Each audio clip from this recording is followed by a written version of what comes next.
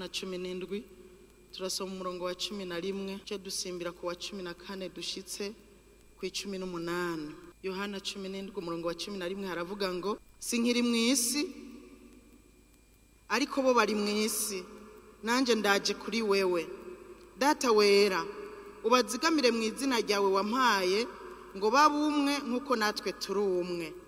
14 nabahaye ijambo ryawe kandi abisi barabanka kuko atarabisi nkuko nanje ntari uwisi. Sindagusaba ngo bakure mwisi ariko ngo barinde wa mubi. Sabisi nkuko nanje ntari uwisi. Ubeze mukuri ijambo ryawe niryo kuri. Nkuko wantumye mwisi niko nanje nabatumye mwisi. Kandi nanje niyeza kubgabo kugira ngo nabo babe bejejwe mukuri. Imana ibahezagire. Ndagomba ngo dusangire ijambo ry'Imana mwagumye mwumva riguma rigaruka. Isi shaka kukwankisha isi ndashaka wankisi tuvuge ku isi nze kurangiza wansisi. Nagira ndababwire yuko turi ingenzi ariko ndakwibutsa yuko turi ingenzi mwisi. Aha mwisi si wacu ariko turi ingenzi. Ingenzi iratekera, ingenzi gumitekera ikaraba ivyitekera nitekera ivyari byo byose. Nk'ubu ntekeye ngiye hanze sintekera ivyari byo byose. Mwumvise ko ndinda kumenya ko hashushe canke ko hakanye nutekera ivyari byo byose. Hari ibintu ubona kudakeneye ukabisiga. Mu yandi majambo ufashe urugendo utekera ibintu ukeneye kuko ugize ibintu byose usanga nibiro vyakurenganye ugasanga ntibakwemereye gutwara ivyo biro birenga. Mu yandi majambo ndakwibutsa yuko turi ingenzi mwisi.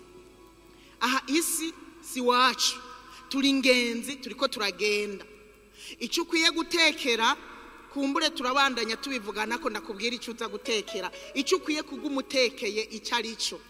Ahandi h'ingenzi iratekera kuko hari ibintu uri muhira ntibikenewe kutekera kuko biba bibitse biri ngaho utora icyo ushaka. Ariko ingenzi iratekera. Isi irikira kora ibintu biri vyerekana yuko twebwe abatarabisi hageze ko tuyivako.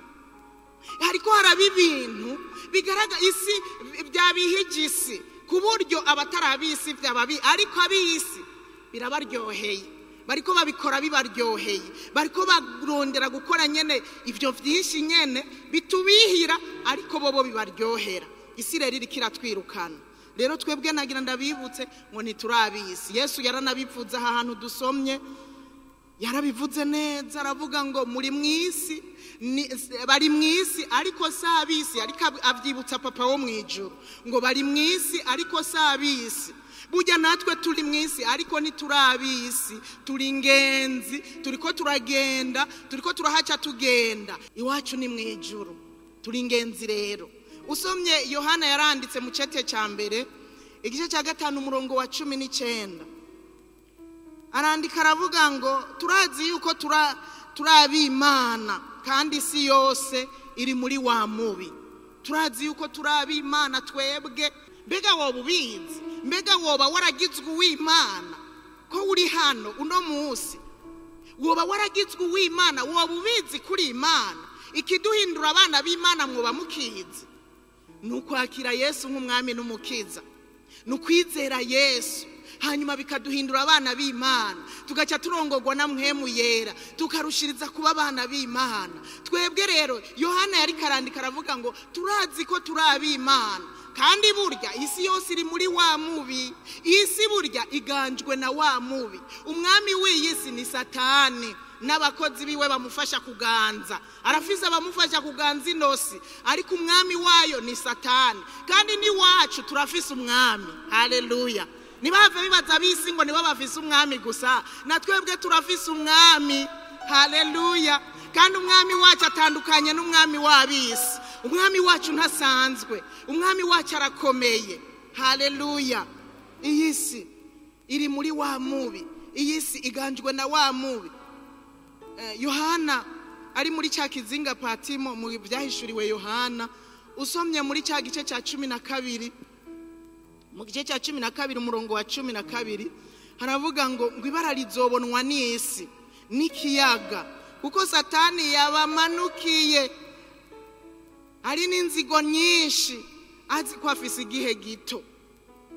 Kuko Satani nivyo Yohana yabonye, Satani yamanutse afise uburakari bwinshi cyane, kandi ngo afise inzigo nyinshi, ngo akora ibikorwa by'inzigo byinshi, kuko azi neza ko afise umwanya muto. Umwami w'iyi sarazi ko afise umwanya muto, akora ibikorwa n'inzigo n'ishavu, kandi akorana umwete kuko arazi ko afise umwanya muto. Iyi si iri mu maboko ya wa mubi. Isi si wacu, ukaburu uzi kuri umwana w'Imana mw'isi si wanyu. Reka kuhamata. Burya ahantu hambere twari dukwiye gushira umutahe wacu ni wacu mw'ijuru, niho twari dukwiye gushira umutahe. Ariko abantu bariko barashira imitahe myinshi muri ino si kandi atari wabo. Iwacu niho dukwiye gushira umutahe munini. Haleluya. Kuko ugashira umutahe muri ino si uzobisigaho byose. Imana idufashe cyane. Isi ni kiyaga burya. Isi ni kiyaga, kandi kiyaga murabizi kiramirana. Ikiyaga kiramirana. Ikiyaga kirimwo ibinyabuzima bitari bike. Isi rero ni kiyaga, harimwo ibinyabuzima bitari bike. Ikiyaga kiramirana. Uhungerera ikiyaga ntikikumire. Nico gituma Yesu rero yadusengeye abo yari yaramaze kugira biwe, abari bamwizeye, abari bamaze kumukurikira, agira duge iwacu mw'ijuru, agira duge kwa Papa Data wa twese, arabasengera. Uko yarazise abasizemwo ko ari yiganzwa na wa mubi, ariko arabasengera. Aravuga ngo ndavuye mw'isi, aho twasomye kuri uyu murongo wa 11, aravuga ngo ndabasabira. Wariko sisabira abisi, mwumvise? Erega ntiyasabiye abisi, yasabiye abazi ko ari ab'Imana, nibo yasabiye. Kandi ariko arasabiriza intumwa, yaravuze ngo nsabiye aba, ngo ariko nsengeye n'abazonyizera ku bwaba. Muri abo nanje nari ndimwo, kandi na wewe wari urimwo uzi kuri uw'Imana. Haleluya. Yaradusengeye. Yesu kubera yarazi ati isi ndabasize mwizohava ibamira, kubera n'ikiyaga kimirana izohava ibamira. Aradusengera, ivuga ati Mana urabazigamira muri ino si, urabarindira muri ino si, kuko sabisi, kuko nanje ntari uw'isi. Ndabasize mw'isi, nanje ndaje kuri wewe, ariko bazigamire muri ino si. Aradusabira, aradusengera. Nukubera yarazi ko isi igoye, ari kiyaga gishobora kutumira, gishobora kudutwara. Kintu cyambere ndakwara kukubwira ko umenye utahure ko yisiganzwa na wa mubi. Nubwo tuyiriko, nubwo ibamwe iminsi mikuru, abagira ukukwe bakabugira, abagira anniversaire bakayagira, abantu bakiryohera mu buryo butandukanye, ariko si wacu. Kandi umwami wayo ni wa mubi, ni Satani. Ikigira kabiri ntagomba ko uyobegwa, iyi si nubwo tuyirimwo si wacu, dutegerezwa kuyinesha, dutegerezwa kuyibamwo, kandi turabanesha. Dutegerezwa kuyinesha, kandi abazonesha isi nibo bazotahuka iwabo. Dutegerezwa kuyinesha. Umenye ko utegerezwa kuyinesha. Nuzovuga ngo ntagwitwazo ngo nawe wari ubizi, ngo nico gituma wadusengeye, wari ubizi ko dusize mw'isimbi, mw'isigoye. Oya, dutegerezwa kuyinesha. Haleluya. Kubera iki? Kubera aya majambo Yohana yanditse mu cete cya mbere igice cya 5 umurongo wa 4 n'uwa 5. Haravuga ngo kuko icyabyawe n'Imana cyose kinesha isi. Ukaba wavyawe n'Imana utegerezwa kunesha isi. Icyabyawe n'Imana cyose kinesha isi. Iyo niyo nsinzi yacu yatsinze isi, nukwizera kwacu. Ninde atsinda isi atari uwizera yuko Yesu ari umwana w'Imana? None gahemwe, ninde ari hano yizera ko Yesu ari umwana w'Imana? Dutegereza kubaho turabanesha. Iyi si dutegereza kuyinesha, hanyuma tuze dutahuka amahoro iwacu. Dutegereza kunesha. Nta burenganzira ufise bwo kwemera kuneshwa n'inosi, haba namba. Dutegerezwa kuyinesha. Ubimenyere yuko turi mw'isi si wacu, ariko mu isi tukiyihagazemo dutegerezwa kuyinesha.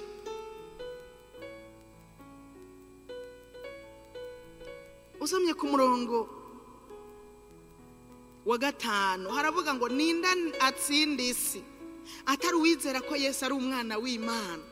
Tukaba tubyizera dutegerezwa kumenya ko dutegerezwa kunesha isi. Haleluya, haleluya. Umuntu w'inyama n'amaraso ntashobora kunesha isi.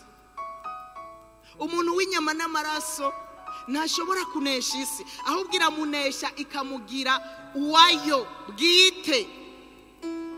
Ariko abari muri Kristo Yesu twese dutegerezwa kunesha isi. Nico gituma yasize abwiye abiwe hamwe yari karabasezera. Usomye muri iki gice cya 16 wa murongo wa 33, ukwiye kumenya kugira ngo bize biragutera intege. Yaravuze ngo mwisi muri n'amarushwa menshi, ariko nimuhumure jewe narayinesheje. Haleluya. Mu yandi majambo jewe uri muri mwebwe naranesheje isi. Namwe rero mutegerezwa kuyinesha. Haleluya. Mutegerezwa kunesha isi.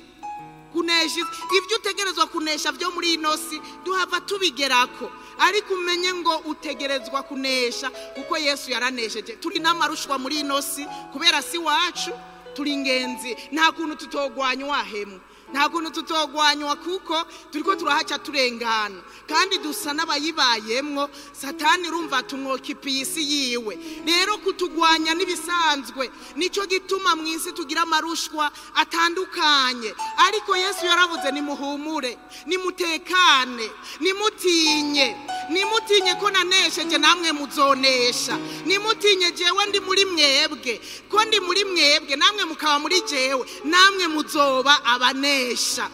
Nico gikwiye gutuma tunesha isi, kuko Yesu wacu ari muri twebwe yarayinesheje. Haleluya. Kandi yasize dusabiye nta kuntu tutoyinesha. Tutayinesheje tuzoba tumumaramaje. Kandi niwaguma muri Yesu nagira ndakumenyeshe neza, ndakuremeshe yuko uzonesha isi. Ugumye muri Yesu uzoyinesha, ariko niwamuvamwo nukuri umuntu w'inyama n'amaraso nashobora kunesha inosi. Irimwe ubushobozi erega umwami wayo ari n'ubushobozi, ariko uri muri Yesu acagira ubushobozi busumba ubu uri mu mwami w'inosi. Haleluya. Mu gice cya 4 usomye ngo wa 4 n'uwa 5 haravuga ngo mweho murabava ku Mana bana bato, kandi babandi mwarabanesheje, kuko uri muri mwebwe aruta uri mu bisi.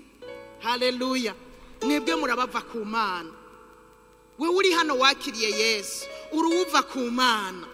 Rema uruva ku Mana.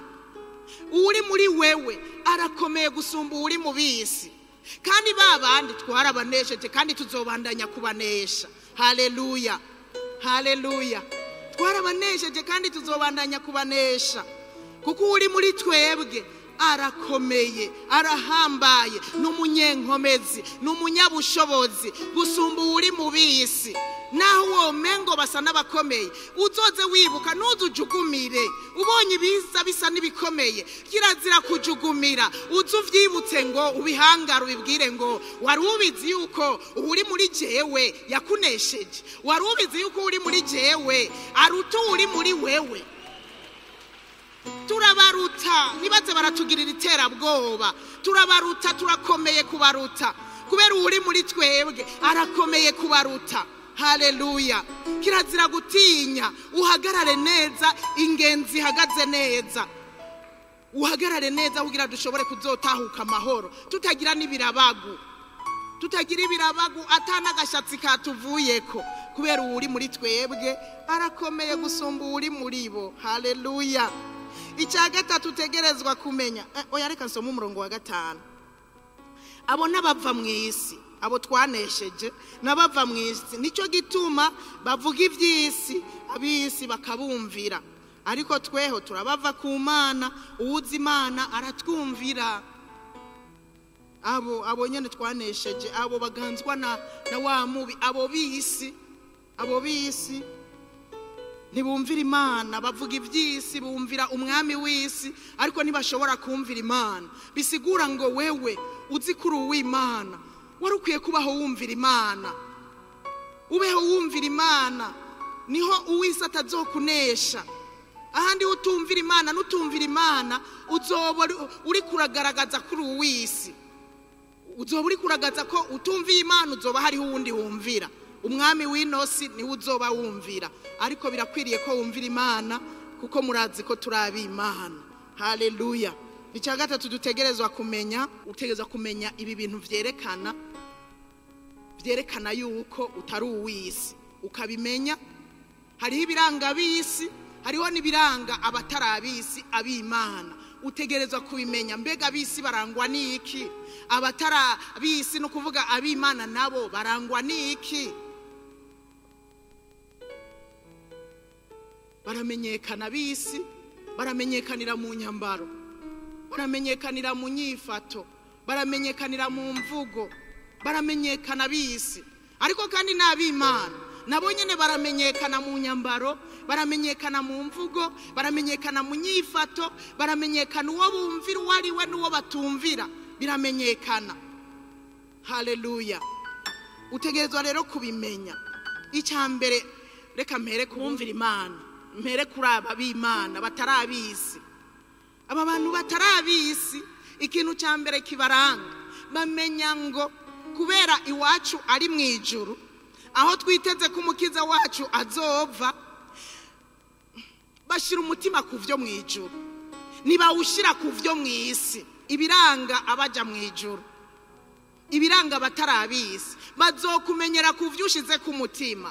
Abakubona ku murango, abakubona mu ijuru, abo mugumana, abo mwirigwana, bazomenya kuri uw'Imana no kutari uw'Imana. Bazomenya yuko uri ingenzi iriko iraja mu ijuru, bakurabiye ku vyo ushize ku mutima. Uyu munsi ushize ku mutima ni igiki?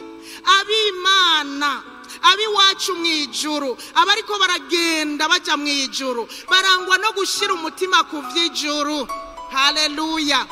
Bashira umutima ku vy'ijuru. Usomye mu Bikorosayi mu gice cya 3 yarabivuze neza. Aravuga ngo abahindutse, batanguye urugendo, bafise ubugingo bushasha, bari ingenzi mu isi. Muri kino gice cya 3 arabavuga ko neza mu gice ku murongo wa mbere. None rero asangwa mwarazuranywe na Kristo, murondera ibiri hejuru, iyo Kristo ari avyagiye iburyo bw'Imana. Kandi vy'ukuri ababigishwa biwe yari karabasengera, avuga ngo ndabasize jewe ngiye kwa data. Arababwira ngo kandi aho nzoba ndi namwe niho muzoba. Baciye baba mu isi bazi ngo umunsi umwe tuzoja kubana nawe. Nukuvuga ngo basigaye mu isi bategeka gushira umutima ku vyo mu ijuru iyo umwami wabo yagiye ari. Haleluya. Akaba ari vyo bitwararika ku murango no mu ijoro. None wewe kuvuga ngo uri uw'Imana, uyu munsi vyo witwararitse nibiki? Ivyo ushize ku mutima nibiki? Ushize umutima mu isi, witwararitse ivyo mu isi, cyangwa uriko witwararika ivyo mu ijuru? Ushize umutima kuki? Ico ushize ku mutima nico wirigwamwo, nico uvuga, nico wiyumvirako. Umuntu ushize ku mutima muragumana. None uragumana na Kristo? Uwushize ku mutima uramutelefona. None Kristo ahari wacu mu ijuru wamumutelefona?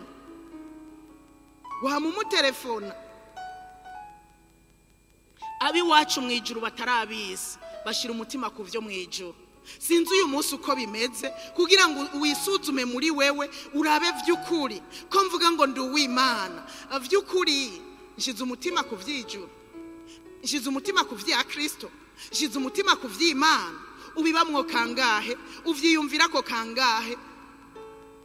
Ubivuga ubibwira abantu kangahe? Inkuru utera ni nyabaki? Ni iz'ijuru canke nizo mw'isi? Abugendera nabo muri ko murajana muri gwa rugendo rwo kuja mu ijuru canke?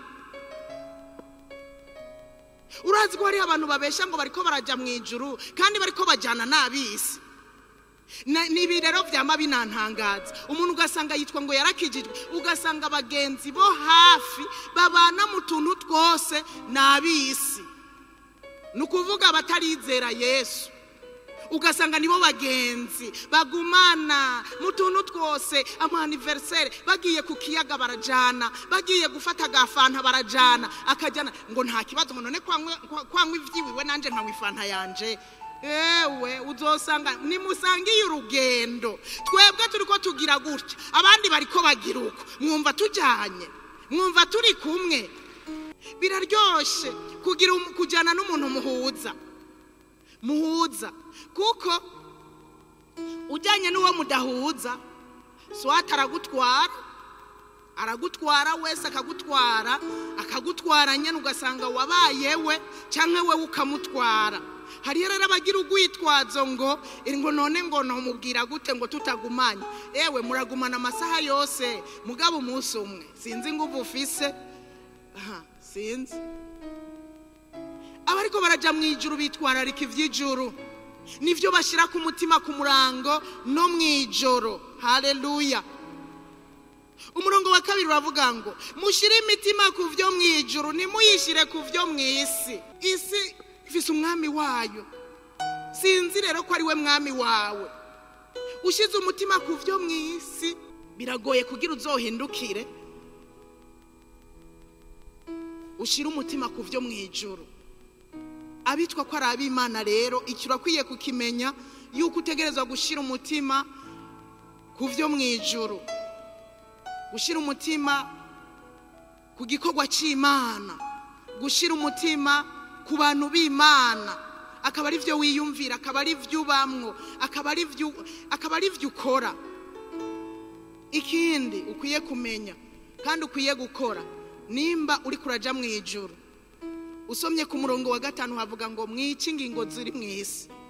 Hari ingingo zo mwisi, abo mwisi ingingo zabo bazikoresha ibyo mwisi. Rero uhinduye ukaba ingenzi muri inosi, ikintu ca mbere uca wica ingingo zahora mwisi. Usomye kuri uyu murongo wa 5 haravuga ngo nuko mwica ingingo zanyu ziri mwisi: ubushurashuzi, ibihumanya, ukwifuza k'umubiri, ukwifuza kubikose no kwifuza ivy'abandi, niko gusenga ibigirwamana. Ivyo nivyo bizanira ishavu ry'Imana abantu b'intabarigwa. Twica ingingo ziri mwisi. Nimba hari ingingo zari zikiriko zirakora ibikorwa vyo mwisi, uzice kuko twebwe turabijuru. Uzice, uhebe ubusambanyi, abasambana nabo mwisi. Amwe mwisi barangwa n'ubusambanyi, barabibamwo nta kabuza. Kandi ico nico cyazaniye ishavu ry'Imana no mu gihe cy'Isodomu na Gomora. Ishavu ry'Imana riramanuka, imanura umuriro. Ni ico cyatumye ishavu ry'Imana rimanuka mu gihe cya Nowa. Abo mwisi barandavuye, abahungu abakobwa babo bashimwa n'abahungu babana b'abantu, barakora ibyaha birenze urugero. Ishavu ry'Imana riramanuka, Imana izana umwuzure, irabamara bose. Rero twica ingingo ziri mwisi. Mbega hari urugingo rwawe rugikora ibikorwa vyo mwisi, gwice. Iki nico kiranga abariko baraja mu ijuru. Ikindi naco mwiyambure. Hari ibintu dukwiye kwiyambura. Ibi rero dungira ndabivuge ko inyambaro navuze yuko barangwa n'inyambara bo mwisi, inyambarira baranga uko bambara, nabo mwijuru biratandukana. Kandi igihe uzobona abantu batanguye kukuzazanirwa kuri wewe, bakavuga ngo mbega burya yoba yarako bavuze ngo yarakijijwe, nivyo ukaza wumva batanguye kuvuga kwa cyambara kurya, ntabyo murumva gahemu. Ukaza wumva mbega kwa cyambara kurya, kwa kimeze kurya, kwa kivuga kurya, kwa kinywa inzoga. Urumva bababonye hari ivyo ukora, bazi yuko bariko baraja mu ijuru badakora. Rero nibi navyo abariko baraja mu ijuru, ibi navyo tuvyiyambure ishavu. nicyo cya mbere cyo kwiyambura ku murongo w'8. Twiyambura ishavu. Muntu uri ingenzi uri kurajya mu ijuru, iyo turiko turajya nta shavu rizokwinjirayo, nta shavu rizokwinjirayo. Igiyambura bicitwa uyu munsi, ambura ishavu, kuri ishavu. Ishavu nirikora ibyo kugororoka kw'Imana. Iyambura ishavu. Ishavu rikubwira ngo iki wawe wamara kumwicara ikigira. Ishavu ni ribi. Ishavu rituma wankwa n'abantu.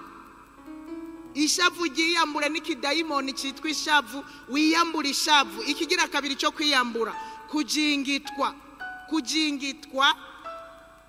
Kujingitwa ni ishavu rirenze urugero. Ni ishavu rirenze umuntu akajingitwa, ibintu byose akajingitwa. Kujingitwa jewe nibaza ko hawugaraniyemo n'ishari. Nishari umuntu akajingitwa, ishavu rikaze kandi ryugaraniyemo n'ishari, ugasanga biri mu bantu bariko nibikunda. Abariko baraja mu ijuru, eka kujingitwa ntibikwiye kubabamwo. Kujingitwa ntibibabemwo. Ugwanko gubusa. Twiyambura ugwanko gubusa. Ugwanko. Abana b'Imana ntidukwiye kwankana. Abariko baraja mu ijuru ntidukwiye kwankana.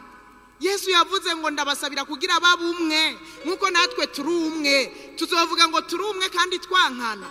Oya, abantu bakundana usanga bagize basenyera ku mugozi umwe. Usanga bari umwe, baba mu bumwe, bagendera mu bumwe, bagakorera mu bumwe. Ugwanko rero ntirukabe muri twebwe. Ugwanko tugwiyambure. Wo n'umwambaro wo kwiyambura. Ugwanko gubusa tugwiyambure. Ikindi naco cyo kwiyambura, amajambo ateye isoni. Nihagagira amajambo ateye isoni aca mu kanwa kacu. Uzusanga abantu bakijijwe n'ibijambo biteye isoni. Abariko bari mu rugendo rwo kuja mu ijuru, ibijambo biteye isoni. Haba mu kubivuga n'abavyandika ku matelefone. Erego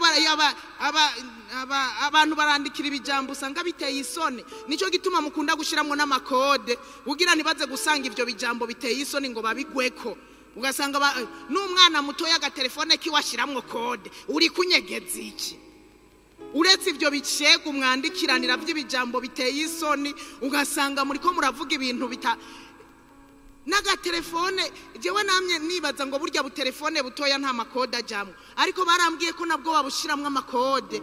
Bwa bundi bw'agahinda nabwo ngo barabushiramwe amakode. Murufunguruzo bakugara ntumenye iyo wugururira. Abantu bakunda gushiramwe imfunguruzo kuba ari kugira ntihagire ibintu tubona. Umuvyeyi yayitoye cyangwa umugabo wawe yayitoye cyangwa umugore wawe ntabone ibijambo biteye isoni uri kurandikiranira n'abantu.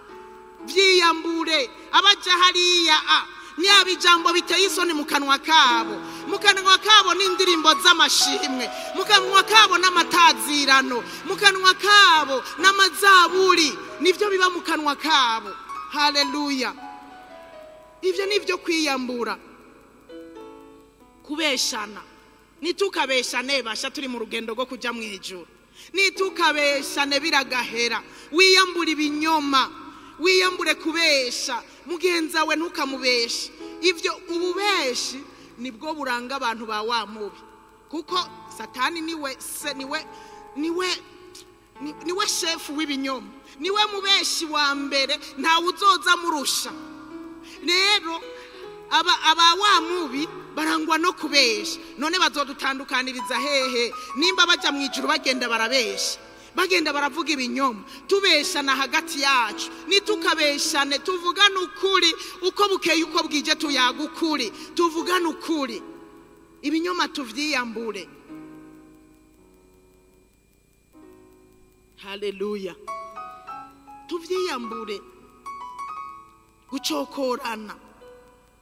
Gucokorana tuvyiyambure. Abatukana. Burya urashobora gucokora umuntu atakumva. Kumuvuga amajambo mabi kuriwe, ukamuvuga ukongera ukamuvuga, ukamucokora n'ibijambo bibi, umurementaniriza. Abantu baracokorana no mu nzu y'Imana, baracokorana. Abariko baraja mu ijuru bitwa ngo bariko baraja mu ijuru, ugasanga bariko baracokorana, barementaniriza abantu, babavuga ibijambo bibi.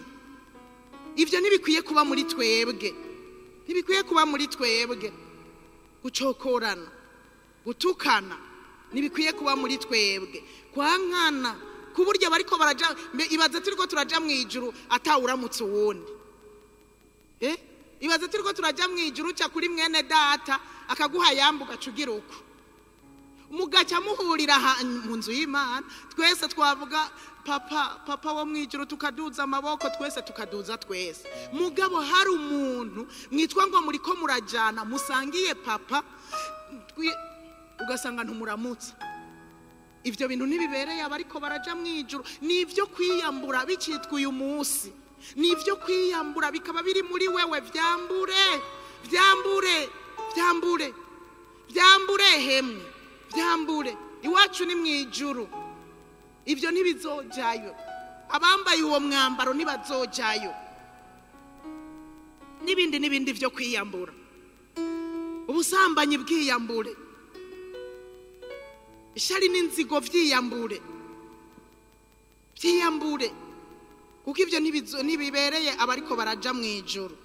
Duhejeje kwiyambura ivyo, duce twambara rero bishasha.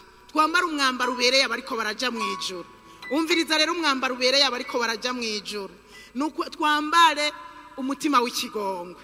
Haleluya. Twambara umutima w'ikigongwe. Abariko baraja mu ijuru batarabisi, twambara umutima w'ikigongwe. Impuhwe nizo zituma uzogirira neza mwene data muriko murajana mu ijuru. Imana idufashe cyane. Nico kizogutuma utazibira imbabazi kuri mwene data. Uko Yohana yaravyanditse, aravuga ngo abariko baraja mu ijuru nibazibira imbabazi. Ngo umuntu niyabona afise ibintu vyo mwisi, urumva ibintu burya ibidutunze n'ivyo mwisi. Erega nibizoja mu ijuru kandi nivyo.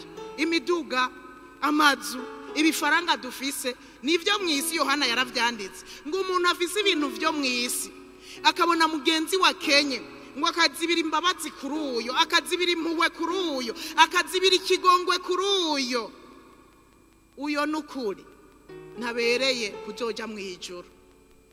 Nivyari bikwiriye. Ahubwo umuntu afise ibyo mwisi tukiri ngaha muri inosi, yarakwiye kubona mwene data Kenya, hanyuma agasunikwa n'umutima, kubera yambaye umutima w'ikigongwe, akamugirira neza, hanyuma mwene data akamererwa neza. Ibi vyo mwisi tubihanahane, tubigiriraniremwo neza tukiri hano, kuko nituzobitwara hariya. Oya, nivyo mwisi. Twambare kugira neza, ineza, tugirire neza ngo abantu bose, na cyane cyane abo mu nzu y'abizera. Mu yandi majambo, na cyane cyane abo turiko turajana mu ijuru, tubagirire neza. Twambare kugira neza, ineza ibe muri twebwe, ariko na cyane cyane abo mu nzu kwa data, abari bo duherako. None wa muntu afise abagenzi batubaha Imana, azokwibuka kugirira neza abo mu nzu kwa data, abo bamana imisi yose ari abo mwisi. Nimwumva ko haba harimwo umutego. Duhindure, buryo uhinduye inzira cyahindura n'abagenzi. Ikindi cyo kwambara, kwicisha bugufi. Twambare guca bugufi. Imana izozira dushira hejuru mu gihe gikwiye. Nitugare ariko duce bugufi, nitugende dukakamye ariko tuba baciye bugufi. Na Yesu wacu yaraciye bugufi ngo gushika haganduka, gushika no ku rupfu ruteye isoni go kumusaraba. Niwe karorero kacu kandi ni wari muri twebwe. Buryo umuntu avuga ngo nuwa Yesu akagenda gaye, bakamwereka icicaro ntacicaremwo, agashaka icicaro we ashaka kumbura abona gihuye n'icubahiro ciwe. Haba hariho kabaza. Burya kwicaraho bakweretse burya harimo guca bugufi. Haba harimo twambare guca bugufi. Utubera umwambaro. Abariko baraja mu ijuru bagenda baciye bugufi, nibagenda bakakamye kubera baca mu nzira ifunganye. Ivyo gukakama mu nzira ifunganye, muzosanga wateye ibitugu bene data. Abandi bazocahe, abandi bizogenda gute? Duce bugufi, twiyegeranye, duciye bugufi, tubandanye urugendo kuko turiko turaca mu nzira ifunganye. Guca bugufi bari byo bituranga. ikindi nacyo cyo kwambara. Umaze kwambura vya bindi vyose, wambare gutekereza. Wambare gutekereza, ntituba bashira isoni, ariko tuba batekereza. Kandi iyi si rero tuzona yibapfa dutuje nitwatekereza, ngo batekereza bazoragwa isi. Tuzoyibamwo tutuje tujye ivyiza vyo muri ino si nitwatekereza. Dutekereze, dutekane, twambare ukwihangana. Kwihangana bibe muri twebwe.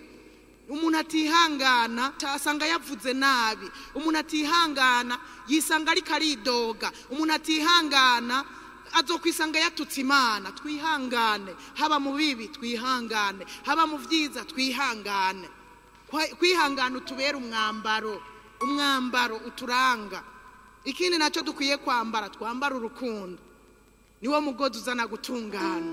Twambare urukundo.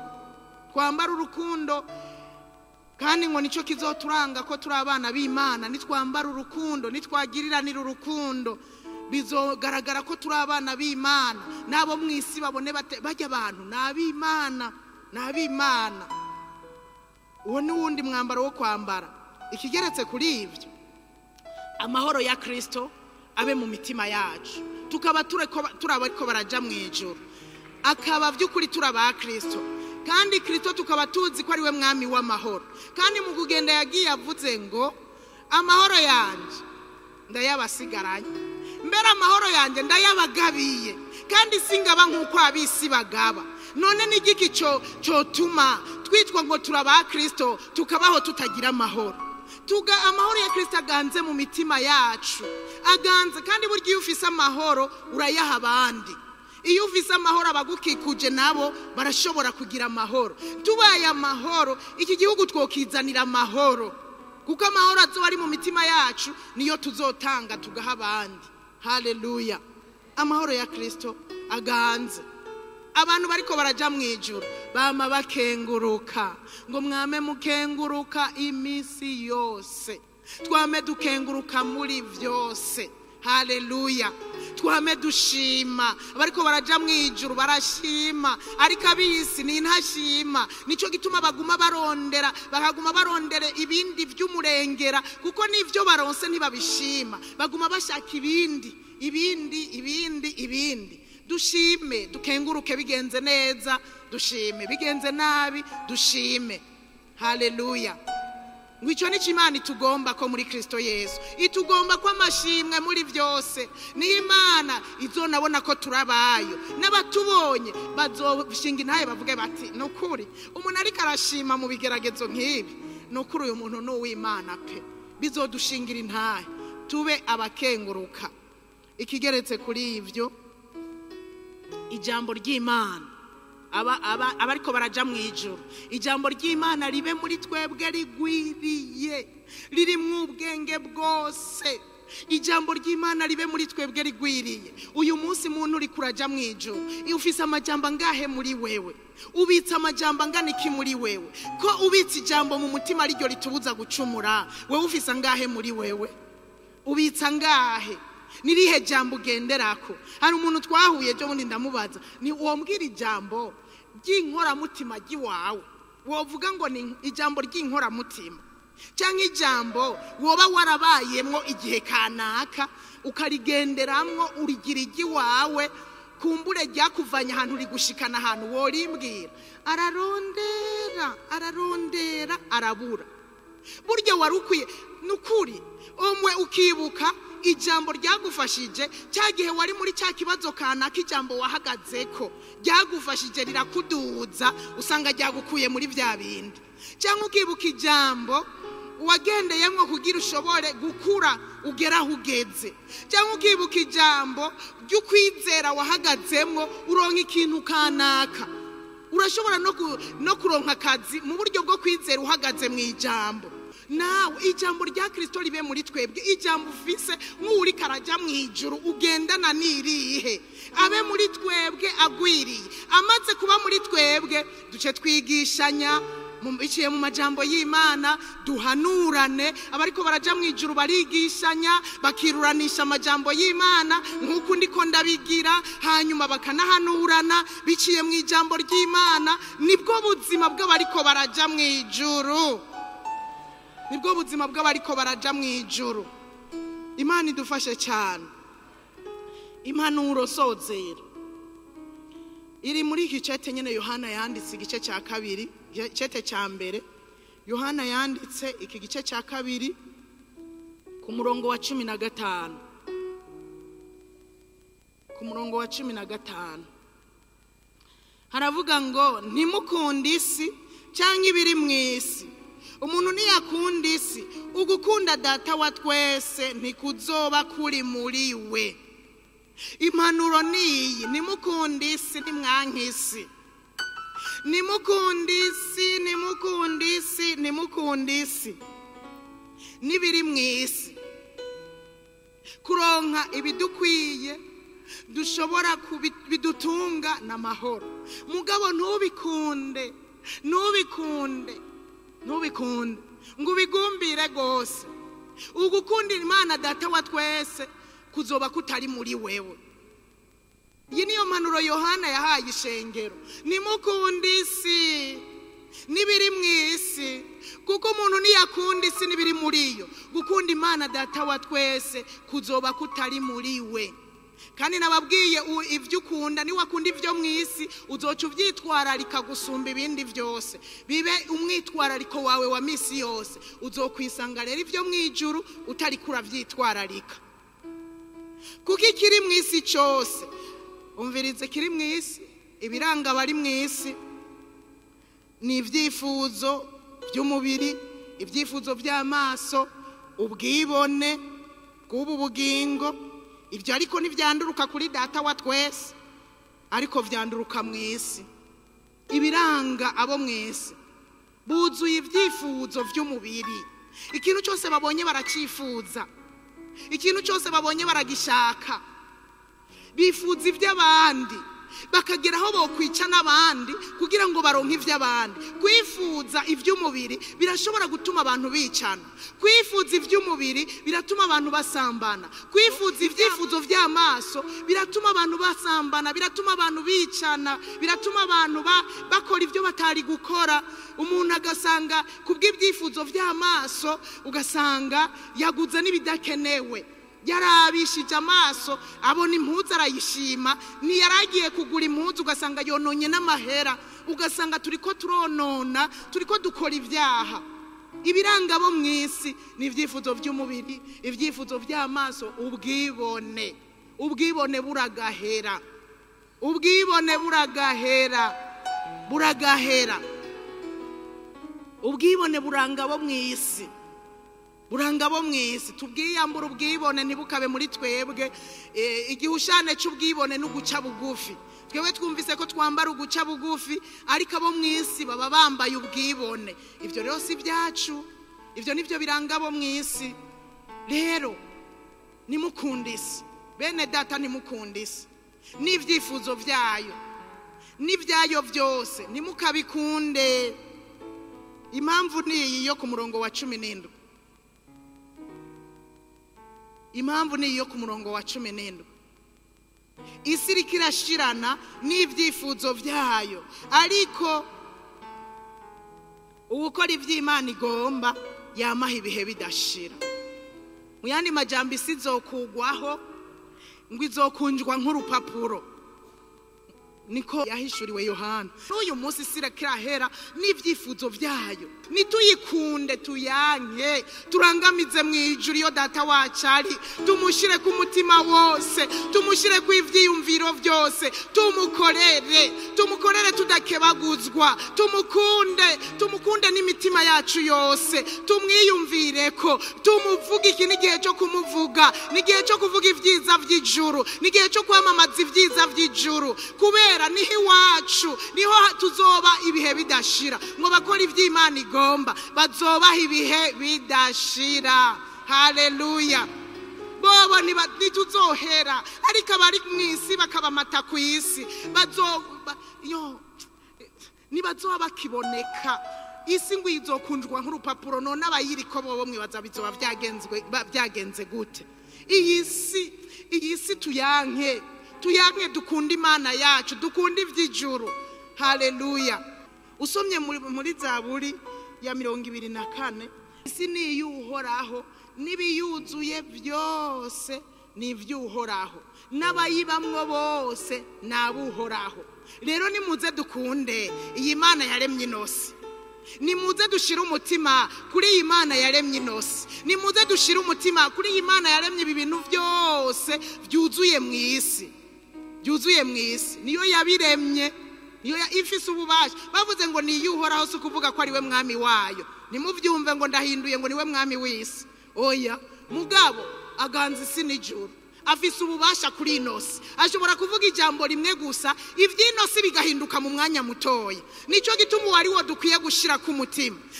Ashobora kuvuga ijambo rimwe gusa, wa mubi yo akamufata mu kiganza nyene ivyiwe bikaba birangiye.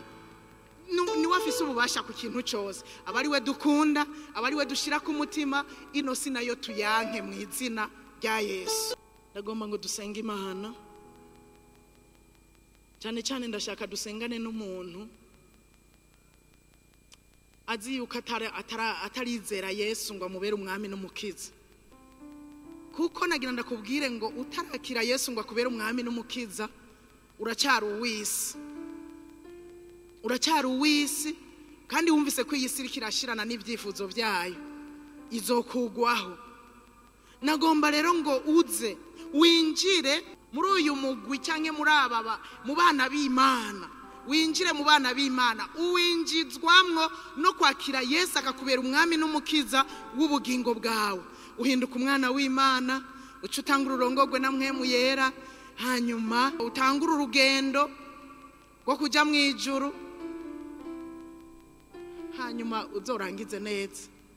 Ndagomba dusengane Imana rero. Na wewe utarakira Yesu, ni wabuhari, ndagomba ngo utere intambuko uze hano uyu munsi wakire Yesu, uje mu mugwi w'abana b'Imana, uve mu isi, uhunge inosi, yihunge n'ikiyaga kizohava kikumira.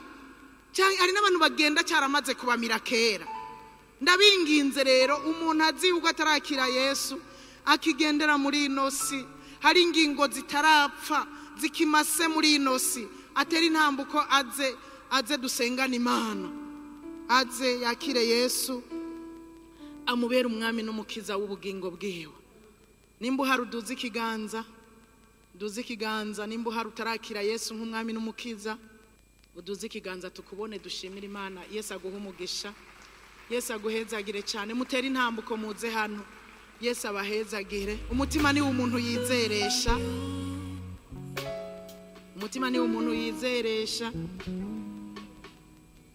agahabwa kugororoka, mukavyatura, ugahabwa agakiza. Nagomba rero ngo namwe mwaturisha akanwa yuko Yesu ari umwami, hanyuma muce mumwakira mu mitima yanyu. Guhera uyu munsi muzoba muhindutse abakizwa, kandi muzoca mutangura kubabanesha isi n'ivyo mu isi. Musubire mwaya majambo rero, muvuge ngo Mwami Yesu, muvuge cyane, Mwami Yesu, uyu munsi ndahisemwo kukwakira kugira umbere umwami n'umukiza w'ubugingo bwanje. Naragendeye mu isi kuva kera, ariko nta nyungu narosemwo. Uyu munsi mpisemwo kuza kuri wewe kugira ngo ndonke ubugingo budashira. Mwami Yesu, ndahakanye Satani n'ibikorwa vyiwe byose. Guhera uyu munsi ndahakanye ibikorwa vyiwe, sinzobisubiramwo. Ndiyemeje kugukurikira imisi yo kubaho kwanje. Nkunda ivyo ukunda, nanka ivyo wanka. Ndaguhaye ubugingo bwanje, niwaza gutora bakwizeye, nanje nzobe ndimwo. Urakoze Mwami Yesu, ndagushimiye. Amashi menshi.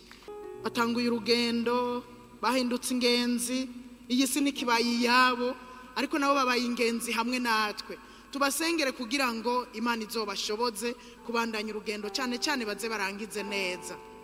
Data mu izina rya Yesu Kristo, aba bantu bahisemwe kukwakira uno munsi ngo babere umwami n'umukiza w'ubugingo bwabo, turabagushimiye kandi ndabashize mu biganza byawe. Baganze by'ukuri bategeke, bafata ukuboko bagendeshe neza. Mwemu yera ndaguhamagaye ngo winjire mu mitima yabo, ubaganze, uze wamubarongora, uze wamubigisha, uze wamubongorera ibyo data bagombako. Mu izina rya Yesu Kristo ndabasengeye ngo inyota y'ivyisi ibaheremwo bicitwa ubunyene, ibyo bahora banyotegwa vy'isi Mana nibazongere kubinyotegwa. Abahora bakorera wa mugwanizi muraba mu izina rya Yesu, abo yaraboshe, abari baboshwe n'abadayimoni muraba mu izina rya Yesu. Ndababohoje nurije umuriro w'Imana, ibiri muri bo bitaguhimbara, imyuka mibi yakorera muri bo mu izina rya Yesu Kristo ndayiturije umuriro w'Imana. Ivyo bari, ivyo banyoye byose byatumye bamatana n'isi, byose ndabiturije umuriro w'Imana mu izina rya Yesu. Mana ndababohoje, bandike mu gitabo cy'ubugingo, amazina yabo yandikwe mu gitabo cy'ubugingo mu izina rya Yesu Kristo. Baratanguye urugendo, bashoboze kuramiriza. Muri ino si waravuze ngo harimwe amarushwa menshi, ariko Kristo bakiriye ubashoboze kunesha ayo marushwa. Nibagira amarushwa bacamwo baze bahumure kuko bafise uwanesheje inosi mu izina rya Yesu. Urabagirira neza rero, baze barangiza urugendo neza, uzobukoze. Ndabasabiye kuzogira iherezo ryiza mu izina rya Yesu Kristo, umwami n'umucunguzi wacu. Amen, amen.